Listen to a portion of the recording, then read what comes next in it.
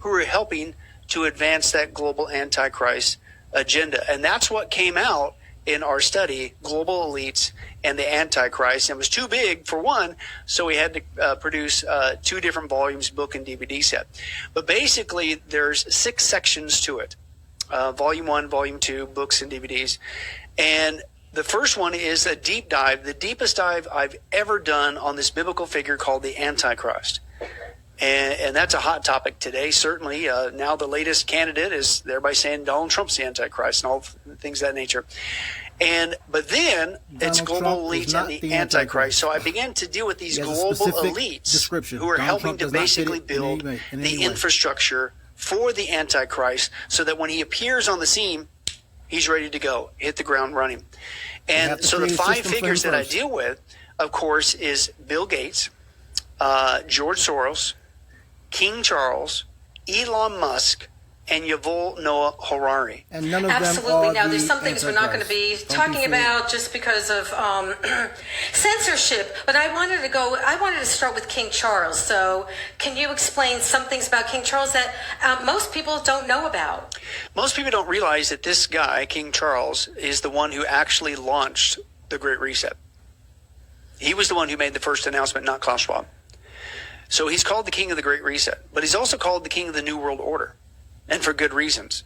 Because when you take a look at what he believes, what he espouses, all the agendas that he promotes, climate change and all that stuff, they use that as an excuse to get us all to work together on the planet to submit to new global authoritarian control in order to, quote, save the planet. Understand. He's all part of that camp. He's also a depopulationist, believing that there's too many people on the planet, which we have a whole giant section demonstrating that overpopulation is a lie.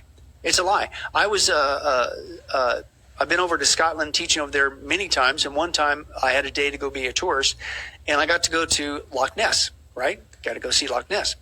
And so I'm taking a little tour of this little museum that they have there, and right out of the gates, they share some statistics about Loch Ness. And then later, I tried to get a video, but they didn't offer a video of the tour of what they said. So I went online, and in a Scottish newspaper, I still have it on file. You know what they said? They said the volume of Loch Ness, which is one of 30,000 lochs or lakes in Scotland, which is a small country, by the way. They said just the volume in Loch Ness is so huge, so deep, so long, that the whole planet could fit in Loch Ness 10 times over. Now, wait a second.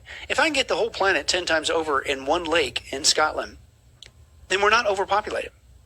But this is what they do, and this is why they want to depopulate. But here's my point. King Charles is a part of that agenda. He also wants to bring in about a new government, a new world order. So he buddies with the World Economic Forum, the same agenda, the same thing. Now, here's what's really illusory about King Charles is a lot of people think, well, so what? Who is this guy? He was prince. His mom died. He becomes the king. Whip-de-doo. They're a monarchy. They have no power. They're just all voice. They have no power. That's not true. King Charles is in charge of what's called the Commonwealth of England. The Commonwealth of England is, I believe, 56 different countries around the planet. And we're talking some big countries, not just with Europe there. We're talking Canada. We're talking Australia, New Zealand. Again, I was just there recently, and things of that nature.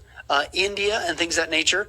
A big chunk of the planet is under his control. Listen, and what are you authority. About to go into right now about America? So he's a very important piece. Pay attention. Of producing and promoting and eventually turning the lever on this great reset. He has a lot of power over the planet, and that's what people need to wake up and realize. Well, I found it interesting when I was looking at your materials. You talked about lots of people believe that after the Revolutionary War that England just went away. Yeah. I'm not. I'm not going to bother you anymore. Can you explain that? Yeah, it's again, it's a smokescreen. These guys are, if anything, they're masterminds of, and I'll say it, evil. And a lot of people think, oh, hey, in 1776 we won our independence of America from who? From Britain, the most powerful nation at that time on the planet. In fact, what was the phrase? The sun doesn't set on the British Empire. So they were globalists. Guess what? They still are to this day. And even when it comes to our own country, America, they've never stopped after the Revolutionary War to get control back again of the states that they lost, right? Originally the 13 colonies, and then, of course, we expanded. But that's what the War of 1812 was all about. Most people, even Americans, don't even know what was the War of 1812. 1812, that's not too long after 1776, people. So very quickly, they rallied their forces, and they tried down south, Louisiana, they tried once again coming up through the south to take control of America. Well, they lost. Okay. Well, so they're done. No, most people don't realize they were the ones who were foaming the American Civil War in the South to try to get us to basically implode. So guess what? They can come in and take control. You're thinking, well, they're done. Well, no, that was in 1860s. So a few more decades later, what they do? That's when they come in with the secret meetings and they launch the takeover of America, which we know is the Federal Reserve. And basically, if you do the research, it's a group of bankers came in, and if you can't take America over military, then you could take over America economically. And that's what they did with the Federal Reserve. These people are an entity unto themselves. This is what you're hearing in the news now about the Federal Reserve and things of that nature. But they're made up of bankers, not Americans, bankers. Not Americans. Who are dictating the economy of America. They can cause a depression. They can cause a recession. They can bring it up, bring it down. And they do that for manipulative power control purposes. So they finally, in my opinion, pulled it off. They finally got control back of America. They just came in a different tack economically. And we're still dealing with this today. Yeah, and it's interesting how they call it